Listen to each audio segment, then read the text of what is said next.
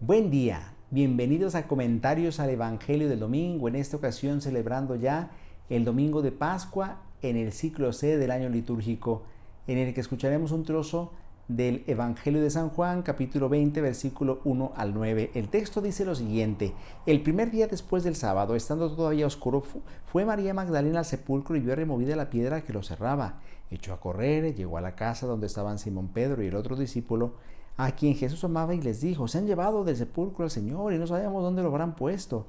Salieron Pedro y el otro discípulo camino del sepulcro. Los dos iban corriendo juntos, pero el otro discípulo corrió más aprisa que Pedro y llegó primero al sepulcro, e inclinándose miró los lienzos puestos en el suelo, pero no entró. En eso llegó también Simón Pedro, que lo venía siguiendo, y entró en el sepulcro, contempló los lienzos puestos en el suelo y el sudario que había estado sobre la cabeza de Jesús, puesto no con los lienzos en el suelo, sino doblado en sitio aparte. Entonces entró también el otro discípulo, el que había llegado primero al sepulcro, y vio y creyó, porque hasta entonces no había entendido las escrituras según las cuales Jesús debía resucitar de entre los muertos. Palabra del Señor. Gloria a ti, Señor Jesús. Estimados hermanos, estamos celebrando el domingo de los domingos, el domingo de Pascua, el domingo que le da sentido a todos los domingos del año. ¿Por qué celebramos la Eucaristía los cristianos los domingos del año? Precisamente porque Jesús resucitó el domingo de Pascua, domingo de la resurrección del Señor. Ese es el domingo que le da sentido a todas las demás celebraciones que tenemos durante el año, en las que como familia de Dios nos reunimos a celebrar el día del Señor, precisamente el día después del sábado, el primer día de la semana en el que Jesús resucitó.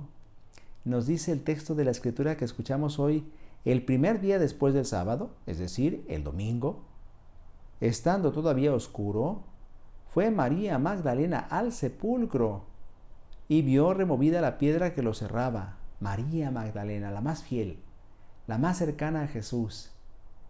Ella fue al sepulcro del Señor a terminar de embalsamar su cuerpo. Recordemos que Jesús había sido depositado en el sepulcro rápidamente el Viernes Santo sin haber sido debidamente embalsamado, y por eso ahora María Magdalena llega al sepulcro con esa intención. Hay que recordar que María Magdalena es la mujer enamorada de Jesús, en el buen sentido de la palabra, porque se ha hablado de María Magdalena como la amante de Jesús. Es una falta de respeto, no es verdad.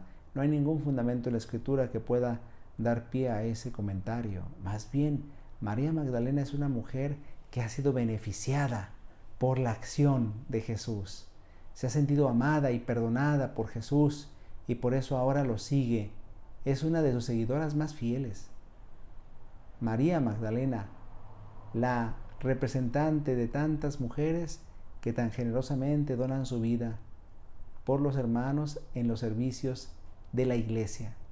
Cuántas mujeres tan valiosas prestando servicios tan esenciales y básicos en las distintas instituciones de Iglesia. Muchas gracias a todas las mujeres que, como María Magdalena, enamoradas de Jesús, siguen sirviendo al Maestro en diferentes órdenes de la vida.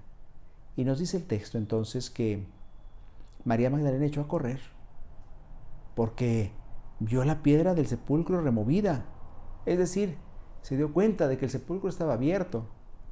Y cuando llegó a la casa donde estaba Simón Pedro y el otro discípulo a quien Jesús amaba, entonces entendemos que Juan les dijo: se han llevado del sepulcro al Señor y no sabemos dónde lo habrán puesto. Eso es lo que ella vio, eso es lo que ella intuyó. Y eso es lo que va a anunciar. Y entonces dice la Escritura que salieron Pedro y el otro discípulo camino del sepulcro. Los dos iban corriendo juntos, pero el otro discípulo, seguramente más joven y más fuerte, corrió más deprisa que Pedro y llegó primero al sepulcro, e inclinándose miró los lienzos puestos en el suelo, pero no entró. Estamos hablando pues del discípulo a quien Jesús amaba, es decir, de Juan, que era más joven que Pedro y que le daba su lugar de precedencia al que era cabeza de la iglesia, al que había sido elegido por Jesús para hacer sus veces en la tierra, vicario de Cristo. Era Pedro. Entonces el discípulo a quien Jesús amaba llegó más pronto, se asomó al sepulcro y dice la Escritura que miró los lienzos puestos en el suelo, pero no entró. Entonces llegó Pedro, que lo venía siguiendo, y entró en el sepulcro, contempló los lienzos puestos en el suelo y el sudario que había estado sobre la cabeza de Jesús, puesto no con los lienzos en el suelo, sino doblado en sitio aparte. ¿Por qué esta descripción tan minuciosa del sepulcro y de los lienzos y el sudario que envolvían a Jesús? Pues porque esto es evidente. Si el cuerpo de Jesús se lo hubieran robado, como afirmaron los judíos a partir de ese momento, pues unos ladrones no se toman la molestia de desatar el cuerpo que estaba envuelto. Hay que recordar que a Jesús lo envolvía un sudario, su cabeza, y unos lienzos, su cuerpo. Pero no era simplemente una sábana colocada sobre su cuerpo, no, estaba envuelto, como las antiguas momias de Egipto, tal vez un poco a ese estilo. Es decir, su cuerpo estaba envuelto de telas, y ahora esas telas están allí. ¿Por qué? Porque su cuerpo no ha sido robado. ¿Quién en su sano juicio va a robar un cuerpo y le va a quitar aquello que tiene encima si es que lo quiere robar? Pues sería muy evidente sacar un cuerpo de un sepulcro que no está envuelto. Sería ponerse en evidencia y evidentemente cometer un delito, porque en aquel entonces como hoy era un delito robar cadáveres. Es evidente que Jesús no ha sido robado, su cuerpo no ha sido robado. Es que su cuerpo ha salido del sepulcro. Es que su cuerpo ha vencido a la muerte. Es Jesús que ha salido del sepulcro y Jesús que ha resucitado. Por eso dice la Escritura que estaban allí los lienzos y el sudario. Entonces también entró el otro discípulo, el que había llegado primero, y vio y creyó. ¿Qué fue lo que vio? Pues es que vio más allá de las apariencias. Es decir, vio con detenimiento, vio observando cuidadosamente la escena y se dio cuenta de que si Jesús no estaba allí es porque había resucitado. Por eso dice que creyó. Y creyó recordando todos los anuncios de la pasión de Jesús, en los que él había hablado de su sufrimiento, pero también de su próxima resurrección.